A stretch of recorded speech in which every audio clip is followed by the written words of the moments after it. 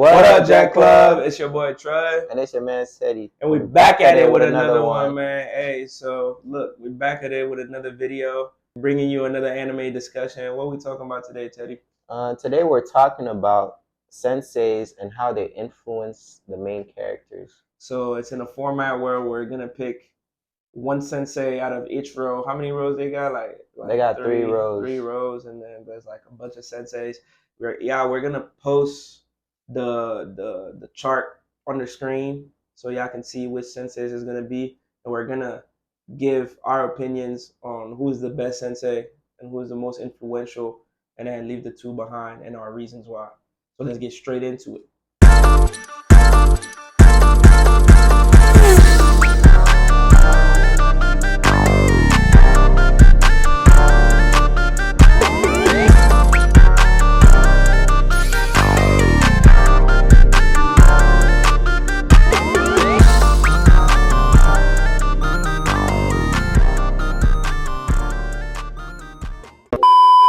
Alright, so the senseis we're going to be talking about in this video are Kakashi, Eraserhead, Jiraiya Sensei, Koro Sensei, Gojo, Master Roshi, Urahara, Piccolo, and Izumi. Alright. So we're going to start with the first row. Yeah, the first row, Kakashi, Eraserhead, and Jiraiya. Who do you think has the most impact? For me, it's going to have to be Jiraiya off top, straight off the dome.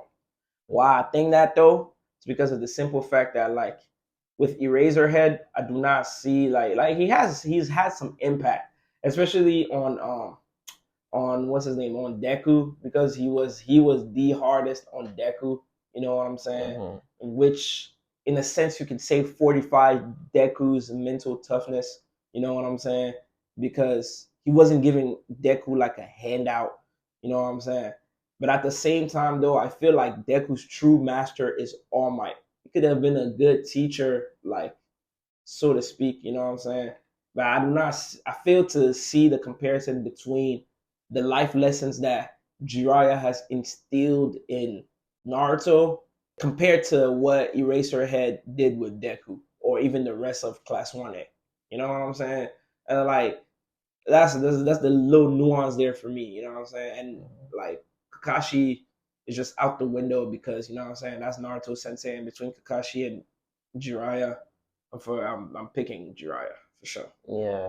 Ain't no debate. So for me, I'm gonna pick the same one too, Jiraiya, because Jiraiya had a lot of impact on Naruto.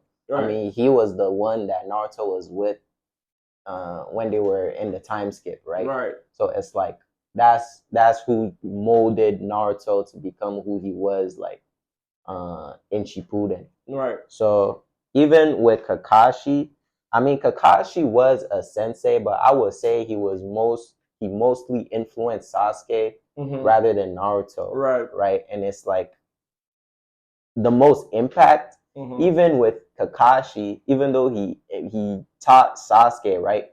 Sasuke still ended up leaving the village. So it's like the sensei doesn't really work for me. I feel it. Especially in your description of Kakashi. That makes a lot of sense. And with Eraserhead's not, he's not really Deku's like sensei. If you get what I mean. He's like, I mean, he is. I don't think he isn't. Why would you think he isn't? Because the dude, I mean, I don't think Eraserhead has like been an impact on Deku like that. I mean, maybe he has. I don't know. He definitely has. Because I will put a dude like I forgot his name. I think it's the guy with the jets, right? What's his name? I forgot his name. The dude with like the jet legs. Yeah, the old guy. Yeah, the old guy. Yeah. I forgot his name. I know who you're talking about. I will put him over Eraserhead, and then the ultimate teacher would be All Might. For sure. Right? I don't disagree with you there, but Eraserhead has had some impact on Deku. It doesn't change that fact. You know what I'm saying?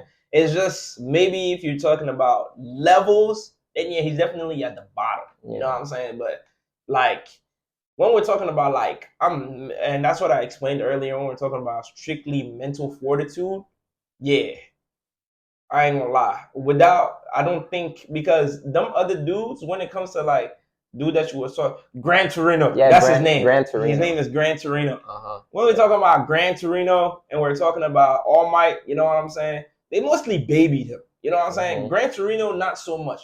All Might babied Deku because that's his protege. Not what I'm saying, baby. You know what I'm saying? It's not the fact that he strictly just babied him. It's like he held him in special favor, basically. But he was still tough on him. But when I'm talking about like no regards, I'm talking about like, bro, nobody's gonna give you a handout. You're gonna go out there and get it. That's what Eraserhead did for Deku. Like, and I taught him to be able to go grab his spotlight. Nobody is going like. I don't think All Might gave him the opportunity to go grab his spotlight. But in terms of like when it comes to how he couldn't use his quirk well and all that extra stuff, yeah, I feel like Eraserhead did that for him. But compared to what Jiraiya did for Naruto, like, nah. You know what I'm saying? And even you can debate Kakashi too, because Kakashi was the one that like taught Naruto how to do his change in chakra style and change in chakra nature, to learn about his change in chakra nature just in general, for him to be able to develop an OP technique as the Rasen Shuriken. Without Kakashi, that shit was not happening. But I feel like that role in particular was just given to Kakashi. You know what I'm saying? Jiraiya could have fulfilled that role. You know what I'm saying? I'm talking about the fact that, like, bro, a legendary Sani cannot teach Naruto what the fuck change in nature chakra is and change in nature style. Come on. You know what I'm saying? That's true. But he taught Naruto more than that. You know what I'm saying? More than just techniques. More than just, you know what I'm saying?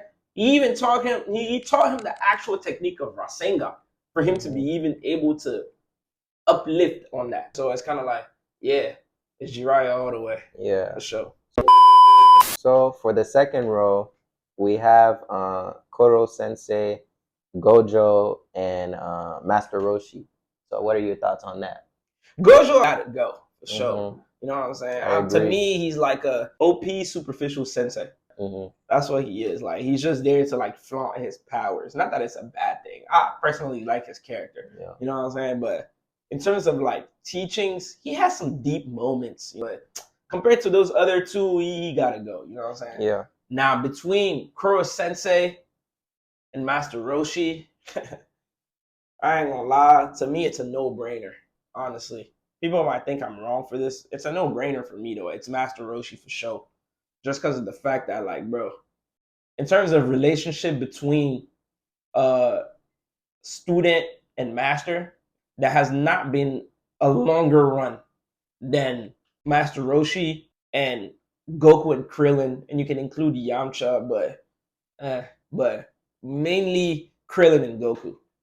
Mainly Goku. Because it's just in a sense where, like, the only difference that it was, especially to the point of the series of Dragon Ball where we're at right now, is just the simple fact that, like, Master Roshi has outlived the point where he could teach Goku anything.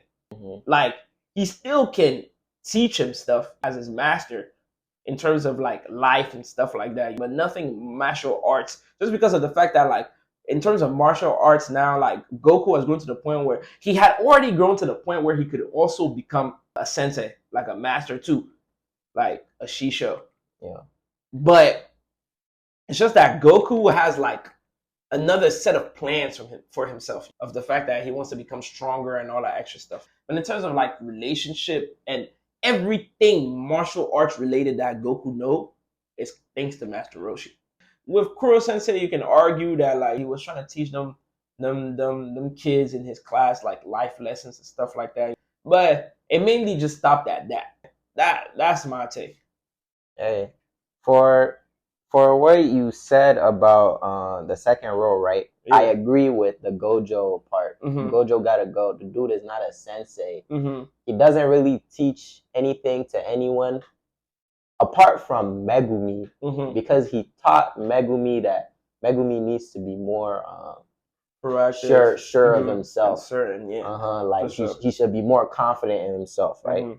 That's something that he taught Megumi. But I don't know if he taught anybody else anything, Yuji or Nobara or I mean, usually he taught him about like curses and how to use his curse energy and stuff like that. But it was the basics, the fundamentals. I mean, Yuji was new, so if he doesn't know that, how the fuck is he gonna excel? That's true. In the Jujutsu school, Jujutsu High. But yeah, go ahead. But for Koro Sensei and Master Roshi, I have to agree with you. Master Roshi is a day one. Yeah, he's a day one till now, actually. It's a day one till now. Yeah. And I remember, like, in the Tournament of Power, right? Right. When Master Roshi was gonna, was falling down because, like, he just defeated his opponent, right? Right. And he was almost about to die. Yeah. Goku and Krillin, even Krillin was gonna jump off the stands just to go and see if Master Roshi was okay. Yeah. So it's like, and Goku gave his key to Master Roshi, and it's like with that type of heartfelt moments, it's like it's difficult to say that. Yes, Koro Sensei does have heartfelt moments like that, especially like at the last episode where it's like, oh, Koro Sensei is dying. All his students, all of the students who have been trying to kill him, that was their entire goal, trying to kill him to save the world. When Koro Sensei is dying, all of them are crying. Like it's a really deep moment, but Master Roshi's moment is way deeper. Yeah, it's way deeper because if you remember that, like from day one, like he was the one that taught them boys from like as young as they was to now they're grown into like splendid martial artists. Yeah, that's the real element when we're talking about like a master and student. The real element.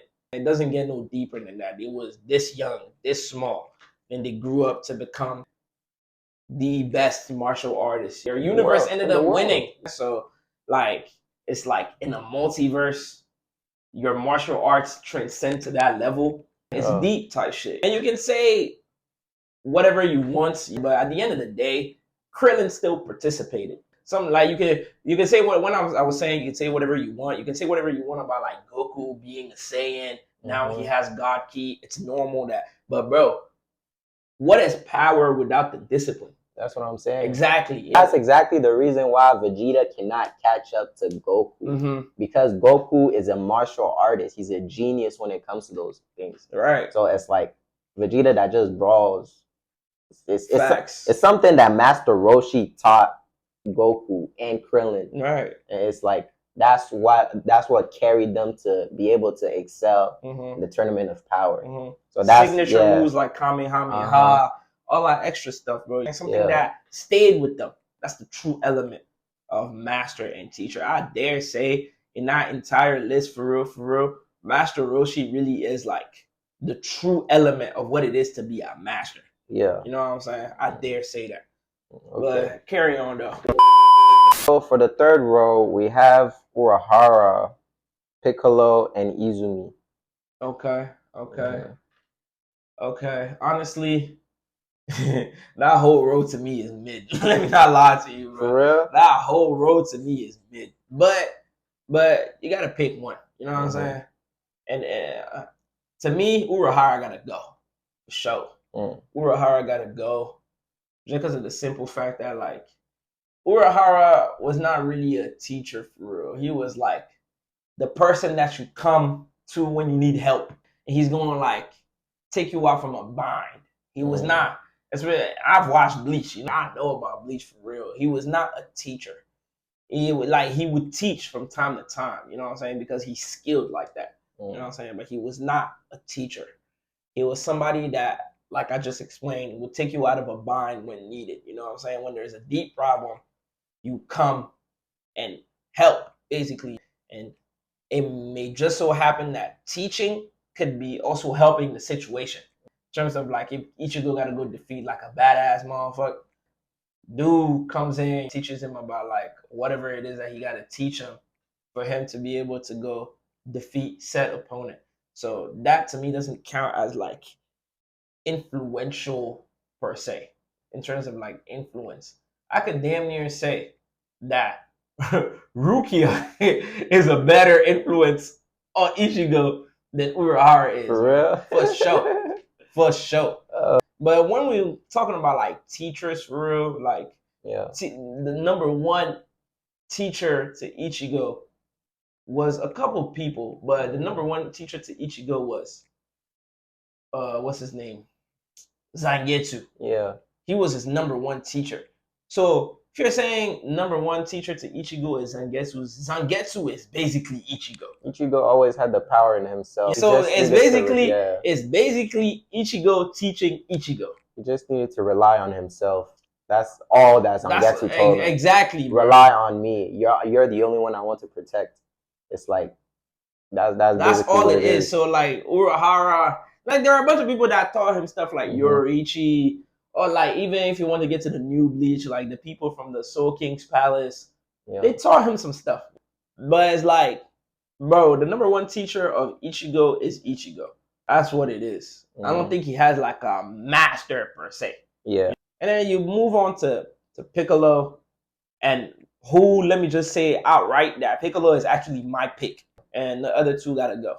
Piccolo is my pick just because of the simple fact that, like, it might have started with the fact that, like, the world was in danger, so he has to train Gohan to be able to face threats, because the more fighters we have, the more we can increase our odds to protect the planet. But over the years, it actually turned out as in, like, they were more friends than they were like master and student. But believe me when I'm telling you that Piccolo was definitely the master and Gohan was the student. And the reason why I say that is that Piccolo said that, like, he found a friend in Gohan. There's nobody else that like Piccolo to Goku, that's his rival. But he realized that, like, he can't compete no more because the only person that can really keep up with Goku at this point is only Vegeta. Yeah. So now that role passed on from Piccolo to, you know what I'm saying, to it being Vegeta's role now.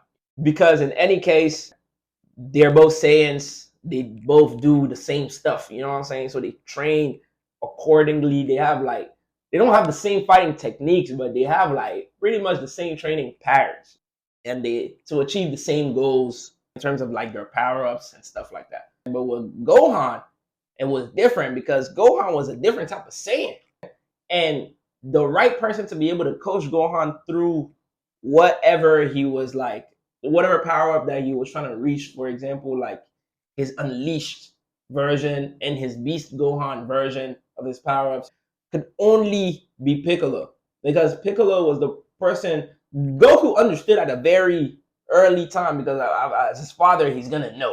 But the second best person was Piccolo, because him and Piccolo got to see it firsthand. But Piccolo was the one that would, like, in a Saiyan format. That's why, like, Goku was the one that trained him when it came to Saiyan stuff.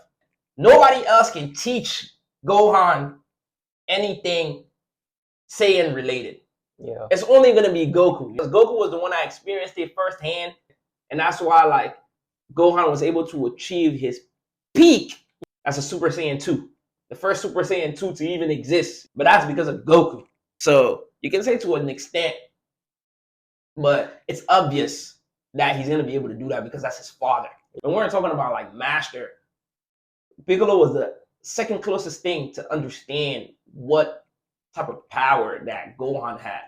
But the reason why it's even more impressive is because it's beyond what a Saiyan, you know what I'm saying, in terms of Saiyan, does. You know what I'm saying? It was beyond that. That's why Piccolo is the pick. Yeah. And now Izumi to me, I've watched like both Full Metal Alchemist. To me, it's like, bro, she's shown in the beginning, that might just be my bias, but she's just shown in the beginning, teaching them like a couple stuff. She has been influential to them, but everything that they ever picked up, like in terms of like power and all that extra stuff, was by themselves. It's all them, yeah. Pretty much. So me, that's my take. Yeah, I feel like for this role, right, Urahara, no, because Urahara, he just showed Ichigo how to unleash his spiritual pressure to its maximum output. So it's like, it's kind of in the same sense as Gojo teaching Itadori how to like use his curse energy, right? Facts. Yeah, that's kind of like the same thing. But then like Piccolo, for Piccolo, it's like Piccolo is my pick. Like Piccolo, Piccolo is to Gohan like Master Roshi is to Goku. For sure. They rock the same drip. For sure.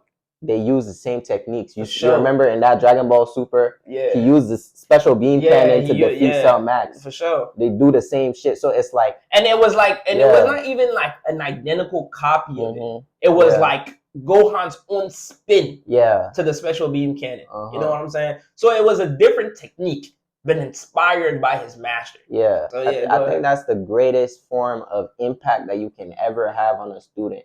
Because it's like, Gohan, Piccolo, right? Correct me if I'm wrong. I'm not really good at my early Dragon Ball. Yeah. But when Raditz came to Earth, right? And then Piccolo had to kill Raditz and Goku, right? Right.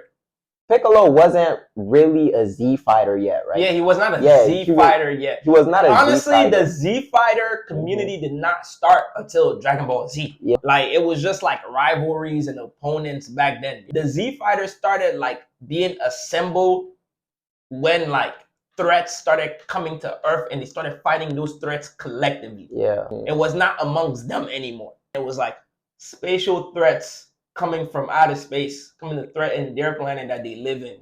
That's what created the association of fighters. That was the Z fighters. Because amongst them, they were rivals, they were enemies, they were, you know what I'm saying? Different stuff to each other. Of course, you know, somebody like Goku and Krillin, they were always together. Vegeta being a part of it, he was an enemy turned friend. Piccolo was an enemy turned friend. Tien was not like, Piccolo was an enemy turned rival turned friend. Tien was a rival turned friend, still a rival, but a friend. He was not deadly. And the collective other groups of Saiyans like Gotenks and Trunks and Gohan, they all constitute the Z fighter community. Basically, you know what I'm saying? Basically, right? What I'm trying to say is that Piccolo had to grow with Gohan. Yeah. So it's not on some, Master Roshi is just a wise old man. Right. He's going to pass on the knowledge, right? Piccolo grew with Gohan. Right. So basically, Piccolo didn't even want to be Gohan's master, if we're being really honest about it. Because he didn't. He did it out of necessity. He just had to, because the Saiyans were going to come to planet Earth. It was out of necessity, for sure. And Gohan was the only Saiyan on planet Earth that could rival the Saiyans that are coming. So it's like, you have this, right? And then Gohan and Piccolo's relationship. Basically from, you're just something that I need to do, to, a father-son relationship, basically, right? So it's like, I feel like that's like the greatest impact. Yeah, form of growth. Yeah, it's like a growth thing, right? Because like with the thing that differs from Master Roshi, right? Is that Master Roshi, he was Grandpa Gohan's friend. He was Grandpa Gohan's friend. He was Grandpa Gohan's friend, so it makes sense that he would train Goku, right? But like for Piccolo, it doesn't make sense that he would train Gohan, but he did it anyways, and they were able to like develop from that basis. From that basis, from I don't want to train you to now where like we build a special bond. For even rocking the same drip, bro. Doing all that shit, it's like, it's crazy, right? That's like a lot of freaking impact. For sure. Yeah. But for Izumi, right? For Izumi, what I find interesting is that she had, like, for the small amount of impact that she had on Alphonse and Ed, right? It's like, I feel like it was very monumental. It was monumental. Yeah, it was. I was not trying to downplay it. It was monumental because it's like, remember when she took them to that island? Yeah. It's from them thinking that, alchemy is evil. I will never use this shit ever again, right? To, everything is the same. So it's like, this alchemy can be used for good as it can be used for evil. Yeah. You feel me? So it's like, I feel like that realization is really comes from what's her name, Izumi. Yeah. So it's like, I wouldn't say that she is that far off. I mean, Piccolo still takes the dub, but it's like she's like over here. She's like a close second. Yeah, like you feel me? Like sure. Urahara, he's not. Nah, Urahara, nah. Yeah, I will put a Yoruichi over Urahara. You gotta go. That's what I'm saying. Yeah, nigga, I put Rukia. I put Rukia over Urahara, bro. Nigga, Rukia taught Ichigo more than Urahara ever thought Ichigo in his life, bro. On my soul, bro. That's crazy. Like the ways of the Soul Reaper was taught by Rukia. Yeah, that's facts. Like what? What are you talking about, man? Rukia was really at his side for like majority of the show. I wouldn't go as far as call her a master though, but I'm just saying, like, bro, that's how much Urahara is not a master, bro. Like, let's talk about it, bro.